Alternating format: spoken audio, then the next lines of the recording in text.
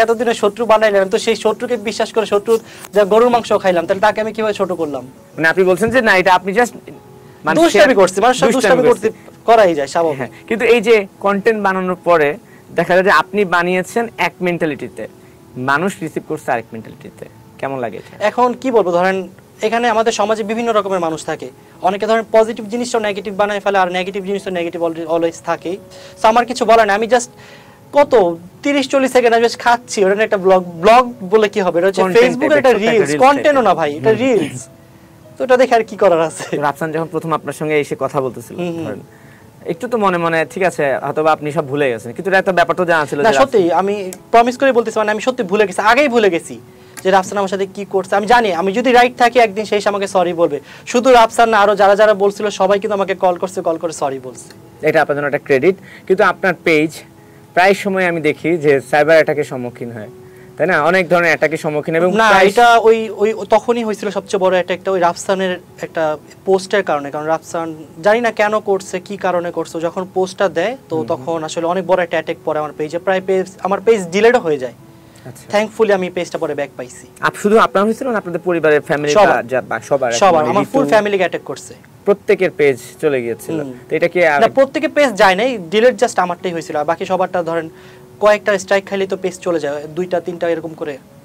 যদি আমি বলতে চাই, ধরুন আপনারা যারা কন্টেন্ট বানান, ধরুন কন্টেন্ট বানানো কিন্তু এক ধরনের এখন পেশার মতো, তো আপনার ইউটিউব ফেসবুক তো একটা ইনকাম সোর্স। তো যখন আপনার সবার পেজে এমন অ্যাটাক হলো, আপনার পেজ চলে গেল বা আপনার ওনাদের পেজ বন্ধ হয়ে গেল, অবশ্যই কপিরাইটের কারণে অনেক সময় মনিটাইজেশন চলে যায়, আর্থিক ক্ষতি তো মনে হয় অনেক হয়েছে। অনেক, পুরো একটা বছর। পুরো এক বছর। আমি যদি বলতে চাই যে আনুমানিক 1 বছরে কেমন গিয়েছে আপনাদের ক্ষতিটা, বলা যাবে? আসলে সব বলতে চাই না, বাট অনেক পরিমাণের হয়েছে, অনেক বড় একটা অ্যামাউন্ট। এটা যারা ফেসবুক করে বা ফেসবুক কন্টেন্ট মানে তারা জানে যে একটা বড় পেজ বন্ধ থাকলে, কারণ আমার তো নিয়মিত কন্টেন্ট যাচ্ছে ইউটিউবের কন্টেন্ট আমার ফেসবুকেও যায়, তো পুরো একটা বছর ধরেন আমার কম হইলেও তো 100 ভিডিও, বা আর পুরো ফেসবুকে ধরেন ইউটিউবে যে আমার ভিডিও ওটা ধরেন 30 মিনিট ভিডিও কিন্তু ফেসবুকে যায় না, ওই 30 মিনিটের ভিডিও কেটে কেটে ধরেন 10টা পার্ট করা হয়। তো আমার যদি 100টা ব্লগ হয়, 100টা ব্লগে যদি আমি 3টা পার্টও করি, তাহলে দেখেন কতগুলো ব্লগ আমার যায় না ফেসবুকে। তো আপনি যে বলছেন না আমি ভুলে যাই, বেশিক্ষণ রাখি না, কিন্তু এই যে এটা আমি ভাবি যে এটা আমার রিজিকে ছিল, কিন্তু মন খারাপ লাগে নাই যে আমি কিছুই করি নাই, তারপরেও আমার এখন কি করব, সে আমার এত বড় ক্ষতি করেছে, আমি জাস্ট এতটুকু ভাবছি যে আল্লাহ এটা আমার রিজিকে রাখে নাই। ঠিক আছে, ওকে। রাকিব, আপনাকে আব্দুল্লাহ নামে একজন প্রশ্ন করছে যে আপনার এখন ইউটিউব চ্যানেলে সাবস্ক্রাইবার কত? 2,19 lakh maybe, right? I guess এরকম কিছু। মানে এই 2 কোটি সাবস্ক্রাইবার বা প্রায় 2,20,00,000 মানুষ আপনাকে শুধু ইউটিউবে ফলো করছে। এই যে এত দূর কষ্ট করে উঠে এসেছেন, এর পেছনে তো অনেক গল্প আছে। তিনি বলেছেন যে এই মানে এত কষ্ট এগিয়ে যাওয়ার পেছনে কাদের অবদান সবচেয়ে বেশি, কাদেরকে আপনি স্মরণ করতে চান, এবং কিছু কষ্টের গল্প আপনাকে কাছ থেকে তারা শুনতে চেয়েছে। ফার্স্ট অফ অল বলবো, আমার এই পজিশন শুধুমাত্র মানে মেইন যে ক্রেডিট সেটা আমার বাবা মার, কারণ আমার বাবা মা আমাকে অনেক বেশি সাপোর্ট করছে। কারণ বাবা মা যদি ঠিকভাবে সাপোর্ট না করতো, পড়ালেখা না করে, তো দিন শেষে তো আমি এই জায়গায় আসতে পারতাম না। আমার বাবা মাকে কখনোই চাপ দেয় নাই যে তুমি এইটা করো বা ওইটা করো, অ্যান্ড আলহামদুলিল্লাহ আর্থিকভাবে আমরা সচ্ছল আগে থেকেই। তো আমার ফ্যামিলি থেকেও আমাকে কখনো বলেনি যে তুমি আমাদের জন্য এটা করো ওইটা করো। আমার মনে হয়েছে যে আমার বাবার কাছে থাকুক, আমি নিজের থেকে কিছু ট্রাই করি। ধরেন আমার ক্যামেরা, দেন ফোন, এগুলো কিন্তু কখনোই আমি আমার বাবার থেকে টাকা নিয়ে কিনি নাই। আমার বাবা আমাকে যে প্রতিদিন 300 টাকা, 200 টাকা, 500 টাকা দিত, ওগুলো আমি জমায় প্রথমে একটা ফোন কিনে কয়েকদিন একটু ভিডিও করি। তারপর আমার কাছে মনে হলো যে হ্যাঁ, ইউটিউব আমার জন্য বেটার। 2-3 হাজার সাবস্ক্রাইবার আমার হওয়ার পর দেন আমি আমার ফোনটা সেল করে ছোট একটা ক্যামেরা নিই। তো এই ক্যামেরা দিয়ে আবার ব্লগিং করি। তারপর একটা ল্যাপটপ ছিল, এটা দিয়ে হালকা পাতলা কোনো রকম এডিট করে আপলোড করতাম। তেমন করতে মোটামুটি 3-4 মাসে আমি 1 লাখ সামথিং সাবস্ক্রাইবার করে ফেলি। পরে আব্বু আমাকে আবার টাকা দেয় শপিং করার জন্য ঈদে। তো আমি ওই শপিং না করে আমি মোবাইল কিনে দেন আমি আবার এভাবে কন্টিনিউ করি, এবং আল্লাহর রহমতে কন্টিনিউ করতে দেন ফ্যামিলির সাপোর্ট, বোনের সাপোর্ট, আব্বু আম্মু যখন যেটা লাগতেছে দিতেছে যে না করো, সমস্যা নাই। বাট ওই যে ইউটিউবিংয়ের জন্য আমি একটা কিছু করব, ব্লগের যে আমার একটা অ্যামাউন্ট লাগবে, ওটা যে বাবার থেকে নেবো, এটা আমি কখনো করি নাই। আমার ছোট থেকে আমি যতটুকু ট্রাই করছি, প্রথমে কন্টেন্ট যেগুলো বানাতাম ওগুলো ধরেন আহামরি তেমন খরচ হইতো না, বাসায় করে ফেলতাম। তো এরকম করতেছি, তারপর ইউটিউব থেকে আস্তে আস্তে রেভিনিউ আসে। প্রথমে ধরেন রেভিনিউ আসে কত, 500, 1000, 2000, 3000। তারপর আমার একটা সংস্থা আছে বঙ্গ নামে, প্রোটেকশন দেয় ওরা, তো ওদের সাথে আমি কানেক্টেড হই। আমার মানে ইউটিউব থেকে যে আমি অনেক টাকা পাবো এই জন্য আমি ইউটিউবিং কখনোই করি নাই। আমার কথা হচ্ছে আমার চ্যানেলটা সেফ থাকুক। তো আমি বঙ্গর সাথে কানেক্টেড হই। তো কানেক্টেড হওয়ার পর ধরেন আমার ইউটিউব থেকে যদি 100%-এর 50% ওরা ওদের দিয়ে দিতে হবে আমাদের, যদি আমি চ্যানেল সেফ রাখতে চাই। ওদের একটা পলিসি, আপনার কন্টেন্ট ব্লক করে দিবে, তাহলে ফেক যে আইডিগুলো ওগুলো আপনার কন্টেন্টগুলো আপলোড করতে পারবে না। তার পাশাপাশি আপনার যদি কোনো সমস্যা ওরা প্রোটেকশন দিবে। তো সেখান থেকে শুরু করলাম আস্তে আস্তে। শুরুতে আমি একাই ভিডিও বানাইতাম, একা ভিডিও বানাতে বানাতে 1 লাখ সামথিং হয়। পর আস্তে আস্তে আমার ফ্যামিলি যারা ছিল ওদেরকে সাথে নিয়ে যে আসো আমরা একসাথে করি, করতে করতে করতে আজকে একটা পর্যায়ে। এখন তো ভালোই কামাচ্ছেন, আমি কত কামাচ্ছেন সেই প্রশ্নে না যাই, আমি হয়তো বা বলবেন যে না আমি এটা বলবো না, কিন্তু এখন তো ভালোই ভালো কামাচ্ছে আলহামদুলিল্লাহ। হ্যাঁ, কিন্তু এখন বাবার অনুভূতি কি, সন্তান যে এত কামাচ্ছে? বাবার অনুভূতি অনেক ভালো, কিন্তু ওই যে ওইটা বললাম না যে ফ্যামিলি আমার একটা নিড লাগবে। আমি যে এখন পর্যন্ত কামাচ্ছি, আমার ফ্যামিলি কিন্তু আমার থেকে এখন 1 পয়সাও বলে না যে আমাদের দাও বা করো। আমার বাবা মার কথা হচ্ছে তোমার টাকা, তুমি কষ্ট করে করছো, তুমি এনজয় করো, তোমার যেভাবে ভালো লাগে করো। আর আমার কথা হচ্ছে তোমাদের যদি কখনো সাপোর্ট লাগে তোমাদের পাশে অবশ্যই আমাকে পাবা। সব টাকা ব্যাংকে জমাচ্ছেন তাতে কোটিপতি হয়ে? না না না, সব টাকা ব্যাংকে জমাচ্ছি না, বিজনেস করতেছি, ট্রাই করতেছি। ওই যে বললাম ফ্যামিলির যদি লাগে, ফ্যামিলি এখনো পর্যন্ত আসলে লাগে নাই, বাট যদি লাগে বা বাবা মার কোনো যদি ইচ্ছা পূরণ করতে মন চায় করি। আপনারা 2 ভাই বোন? না না না। কয় ভাই বোন? আমরা 1 ভাই 3 বোন। 1 ভাই 3 বোন, এই খবর তো মনে হয় আমি জানতাম না, মানুষ জানে কিনা যায় না, কারণ আমরা সবসময় স্ক্রিনে রাখি বা ঋতুকে দেখতে পাই, আর বাকি কারা কোথায়? বাকি আছে, বাট সবাই তো ক্যামেরা ফ্রেন্ডলি না। না মানে আমি ওনাদের বিস্তারিত জানতে চাই না, বাট ওনারা কি আপনাদের সঙ্গে থাকে বা বড় ছোট? না, সবার বিয়ে হয়ে গেছে। সবাই বিয়ে হয়ে গেছে। এখন আপনার ঋতু হচ্ছে আপনার কন্টেন্ট? না, আমারও তো বিয়ে হয়ে গেছে। হ্যাঁ, আপনি তো আছেন। হ্যাঁ, আমি সে বিয়ের প্রসঙ্গে আসবো, বিয়েটা তো প্রেম করে হয়েছে। ঠিক আছে, এইটাই বলতে চাচ্ছিলাম যে ধরুন আপনি টিম গঠন করলেন, টিমের একজন মেম্বার তো অন্তরা ছিল না, এখন আসলে টিম মেম্বার বলতে কি ধরেন আমার আশেপাশে যারা আছে তারাই আমার টিম। হ্যাঁ, আর এখন বর্তমানে টিমে আছে হচ্ছে আমি, আমার ওয়াইফ, ঋতু, জয়, জীবন, এই 5 জন। অনলি 5 জন। অন্তরা প্রসঙ্গে একটু জানতে চাই। জি, কি জানতে চান বলেন? আপনি আমি কি প্রশ্ন করব আপনি খুব ভালো করে জানেন। বিয়ে হয়েছে কত বছর হলো আপনাদের তাহলে? আমাদের অলমোস্ট 3 বছর শেষ, 4 বছর চলতেছে। প্রেম করেছেন কত বছর? 10 মাস। 10 মাসের প্রেমেই সফল বিয়ে হয়ে গেছে। তো কখন থেকে আসলে অন্তরাকে আপনার ভালো লাগলো, বা কখন থেকে আসলে আপনাদের মনোসংযোগটা হলো? এই তো আস্তে আস্তে কথা বলতে বলতে মিশতে মিশতে। এর বেশি কিছু বলবেন না? এর বেশি আর কি বলবো, সবাই অলরেডি জানে, কারণ আমাদের তো সেই 4-5 বছর ধরে সবাই দেখতেছে, শুরু থেকে শেষ পর্যন্ত সবাই দেখছে। আচ্ছা, তারপর হচ্ছে আপনাদের বিয়ে হয়ে গেল, ঠিক আছে।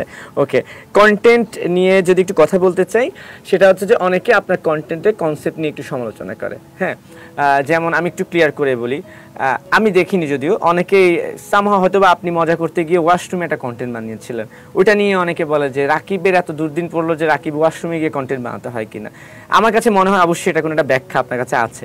এটার জন্য যে বলে না দুধে 1 ফোঁটা কয়লাই যথেষ্ট, অনেক ভালো কাজের মধ্যে অনেক সময় দেখা যায় যে মজা করতে করতে অনেক সময় এটা মানে কালি পড়ে যায়। এই কন্টেন্টটা আসলে কি বা কেন, একটু আমাকে বলবেন যে কেন এই ব্যাপারটা হয়েছে? ফান করে আমরা একটা কন্টেন্ট মেক করছিলাম, সেটা হচ্ছে ধরেন ইউটিউব, আমরা বিদেশি ইউটিউবারদের দেখছিলাম যে ওরা এরকম বানাইছিল living in bathroom for 24 hours challenge. So ওই কনসেপ্ট দেখে আমাদের ওয়াশরুম, আমরা নতুন বাসায় শিফট হয়েছিলাম, আমাদের একবার ব্র্যান্ড নিউ ওয়াশরুম ছিল, আর আমাদের ওয়াশরুম মোটামুটি একটা ভালো বড় ওয়াশরুম। সো ওইখানে 5 জন মিলে আমরা ফাইজলাম করে একটা ব্লগ বানাইছিলাম। তো ওই ব্লগটা নিয়ে মানুষ দুষ্টামি করে। আমার কথা হচ্ছে আমার এত ব্লগ আছে, আপনি অন্য ব্লগগুলো কেন দেখতেছেন না, বারবার খালি এই ব্লগই যাচ্ছেন। আর এই ব্লগের কথা উঠতেছে, এই ব্লগ তো আরও আজকে থেকে আরও 3 বছর আগে পোস্ট হয়েছে, তাহলে এখন কেন এই ব্লগের কথা? তখন ধরতেন সাবস্ক্রাইবার ছিল না এর জন্য, এখন হয়েছে এর জন্য। অনেকে বলে আমার ওই একটা ব্লগ বানাই নাকি আমি এত সাবস্ক্রাইবার পাইছি। একটা ব্লগ বানাই কি কখন 20 মিলিয়ন পসিবল বা 10 মিলিয়ন পসিবল? ওটাতে আমি সর্বোচ্চ কত 2000, 5000, 6000ই পাইছি। আচ্ছা, আপনার কাছে কি মনে হয় যে যেহেতু আপনার অনেক সাবস্ক্রাইবার, বা আমি যদি নির্দ্বিধায় বলতে চাই বাংলাদেশে যে শুধু সবচেয়ে বড় কন্টেন্ট ক্রিয়েটর হিসেবে ইউটিউবার সাবস্ক্রাইবার চ্যানেল বলতে চাই, সেটা কিন্তু আপনার চ্যানেলই। এটার জন্য কি আপনাকে কেউ মানুষ হিংসা করে আপনার কাছে মনে হয়? এখন এটা স্বাভাবিক, হিংসা করতেই পারে, কারণ মানুষ একজন একটু ভালো পর্যায়ে যায় তাকে দেখে একটু জেলাস ফিল করে, এটা একদম নর্মাল। আমার মনে হয় আমার জায়গায় যদি অন্য কেউ থাকতো হয়তো বা আমার মধ্যে এটা কাজ করতে, এটা স্বাভাবিক।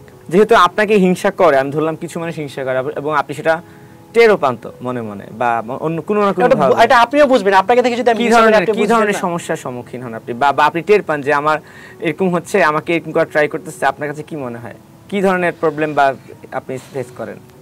আমার কিছু মনে হইলে আমি এগুলো কিছু মনে করি না, কারণ এগুলো দেখে সময় ওয়েস্ট কেন করব শুধু না। তবু আমি একটু জানতে চাচ্ছি যে না আমাকে এই করার ট্রাই করে, কিন্তু আমি বুঝি কিন্তু আমি রেসপন্স করি না।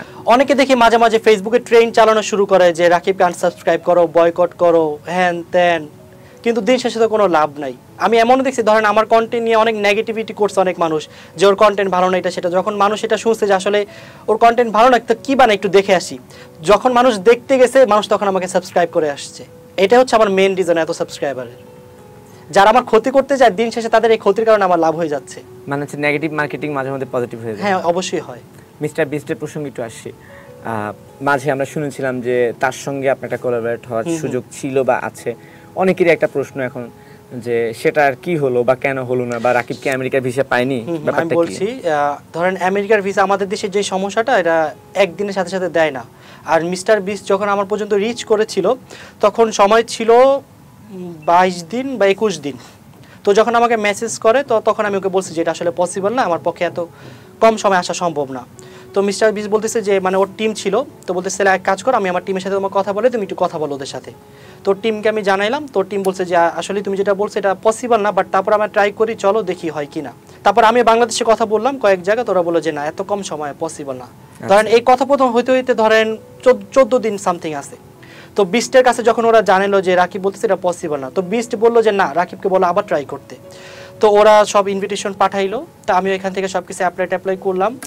ইমার্জেন্সির জন্য স্লট চাইছিলাম, বাট ইমার্জেন্সি স্লটটা আর পাই নাই, দিন শেষে আর হয় নাই। আর ওদের ভিডিও তো পরে শুট হয়ে গেছে, তখন আমি গিয়ে আর কি করব। আচ্ছা, এই কারণে আসলে কোলাবরেটটা হওয়া পসিবল হয়। বাট এখন আমরা টাচে আছি। কয়েকদিন আগে আর একটা ছোট কোলাবরেট করলাম, আমরা টিম ওয়াটারের একটা ক্যাম্পেইন করলাম। আচ্ছা, তাই এটা কি পাবলিশ হয়ে গেছে? হ্যাঁ, ভিডিও পাবলিশ হয়ে গেছে। আমার দেখা হয়নি, ব্যাড লাক। ওইটা আমি ভাবছিলাম আমি করতে পারবো না। আমি তখন ছিলাম থাইল্যান্ডে, আমি একটা ট্যুরে গিয়েছিলাম। তো বিস্ট বারবার আমাকে ফোন দিতেছিল, না তোমার এটা করতে হবে, করো করো, সময় আছে। পরে আমি বললাম যে আমি তো এখনো হুডি পাই নাই। বলতেছে তুমি হুডি ছাড়াই করো। পরে আমি হাতে জেলে একটা হুডি ছাড়া করছি, পরে আবার হুডি পাঠাইছে আমাকে, মানে হুডি পাঠাইছে বাট আমার রিসিভ করতে একটু সময় লাগছে। পরে আমি হুডি রিসিভ করছি, আমি বললাম সময় তো নাই, আমার তো একদিন সময় আছে, একদিন আমি কি করবো? বলছে না একদিন হলো তুমি বানাও, এখনো সময় আছে বানাও। পরে আমি গিয়ে 300 মিটার বানাই শুট পোস্ট করছি। তার সঙ্গে আপনার ফোনে কথা হয়? ফোনে কথা না, বাট ইনস্টাগ্রামে। তো যখন মিস্টার বিস্ট মানে পৃথিবী বা বিশ্বের সবচেয়ে বড় ইউটিউবার, তার সঙ্গে যখন বাংলাদেশের সবচেয়ে বড় ইউটিউবারের কথা হয়, দুজন আসলে আপনার অনুভূতিটা একটু জানতে চাই। ও বাংলাদেশ সম্পর্কে বা কখনো প্রশ্ন করা হয়েছে যে বাংলাদেশ সম্পর্কে কতটুকু জানো বা কি? ওর সাথে ধরেন যতটুকু কথা হয়েছে আমার কাজে কথা হয়েছে, কাজের বাইরে আমি কথা বলি না, এটা ওকে হাই হ্যালো দিব ওরকম না। আমার কথা হচ্ছে ও তো খুবই ব্যস্ত মানুষ, ওর কি সময় আছে আমার মতো মানুষের সাথে কথা বলার? তো ও যখন আমাকে মেসেজ দেয় আমি জাস্ট রিপ্লাই করি। না, সময় তো আছে, না হলে আপনাকে মেসেজ দেয় কেন? এটা বলা যাবে না। অবশ্যই সে আপনাকে মূল্যায়ন করে বলেই সে আপনাকে মেসেজটা দিচ্ছে, ঠিক আছে? তো আমিও প্রথম দিন খুব অবাক হয়েছি যে মিস্টার বিস্ট আমাকে কেন মেসেজ দিল, ওই যে প্রথম যে ভিডিওটা ক্যাম্পেইনে, মানে ও অনেক ট্রাই করছে আমাকে নেয়ার, বাট দিন শেষে আমি যাইতে পারি নাই। পরে যখন আমাকে ফলো দিল, আমি তো দেখে অবাক গেলাম যে এত বড় একটা ইউটিউবার আমার মতো একটা ইউটিউবারকে ফলো দিয়েছে, এটা আমার জন্য অনেক বড় একটা ক্রেডিট। ধরুন আমি তো রিসেন্টলি দেখলাম যে মিস্টার বিস্ট জেট বিমান নিয়ে সৌদি আরবে চলে গেছে নিজস্ব কন্টেন্ট বানাতে, এবং আমার যত ধারণা আসলে ওনার ইনকাম নিয়ে তো মনে হয় আসলে আইডিয়া করাটা মুশকিল ব্যাপার আর কি। তো আপনাকে আমরা কবে এভাবে দেখবো যে আপনিও জেট বিমান টিমান নিয়ে ভ্রমণ করতে চলে যাচ্ছেন? আপনি তো ভ্রমণে এখন বেশ মনোযোগী। আমার মনে হয় না এটা কখনো পসিবল, কারণ আমি তো আর মিস্টার বিস্ট না। আমাদের ধরেন আমাদের ইউটিউব ইনকাম অনেক কম, ওদের ইনকাম অনেক বেশি আমাদের তুলনায়, আমাদের থেকে ধরেন 10 গুণেরও বেশি ইনকাম। সো ওদের জন্য এটা এফোর্ড করা পসিবল, বাট আমাদের ক্ষেত্রে যেটা হয়, ধরেন এখন আমি ইকোনমিতেই ফ্লাই করি, বিজনেস ক্লাস আমি এখনো ফ্লাই করি না। তো আমাদের কন্টেন্ট, বিদেশি কন্টেন্ট মেক করতে গেলে যে খরচ হয় তার 4 ভাগের 1 ভাগ উঠানো অনেক কষ্ট। বিদেশ তো যাচ্ছেন না আপনি, এবার যে অনেক দেশে ঘুরলেন, কন্টেন্ট বানিয়েছেন, ব্লগ করেছেন, আমি যদি একটু পর্যটনের কথা তুলি তাহলে আপনার দৃষ্টিতে আপনি তো টাকা দিয়ে বিদেশে যাচ্ছেন ঘুরতে, বিদেশিরা কেন বাংলাদেশে আসছে না? আপনার কাছে ডিফারেন্স করতে বলে কি মনে হয়? আমার কাছে যেটা মনে হয়, আমাদের দেশে অনেক কিছু আছে দেখার মতো, বাট ধরেন ওই পরিবেশটা নাই, ব্যবস্থাটা নাই, সেফটিটা নাই। ধরেন কক্সবাজার আপনি ডে বাই দেখবেন যে নোংরার দিকে যাচ্ছে, মানুষ নোংরা করে ফেলতেছে। যদি এই সব জিনিসগুলো একটু পরিবর্তন আনা যায়, মানুষ যদি ধরেন আশেপাশে, মানে আপনি গেলে বুঝবেন এখন কক্সবাজারে কি অবস্থা, খুবই খারাপ। এখানেই খাচ্ছে এখানেই ফালাচ্ছে, বাট বিদেশে আপনি কোথাও একটা যদি কিছু খান, একটা চুইংগামও ফালাইতে পারবেন না নিচে, সাথে সাথে এসে ধরবে। আর ওইখানে এত ক্লিন, মানে আপনারও ইচ্ছা হবে না যে আমি এই জায়গাটা নোংরা করি। ওই একটা ব্যাপার, সেফটি নিরাপত্তা বিষয়গুলো তো আছে। দেশে কোথায় কোথায় ঘুরেছেন? দেশে মোটামুটি সব জায়গায় ঘোরা শেষ, সব জায়গায় ঘোরা শেষ, আলহামদুলিল্লাহ। আলহামদুলিল্লাহ। আমাদের দেশ তো আসলে অনেক বড়, বাট যেগুলো মেন স্পট ওগুলো ঘোরা শেষ, সবগুলো ঘুরে শেষ, কন্টিনিউ বানিয়েছে। আর দেশের বাইরে টার্গেট কোথায় কোথায় আছে যে আমি এখন ওই জায়গায় যাব?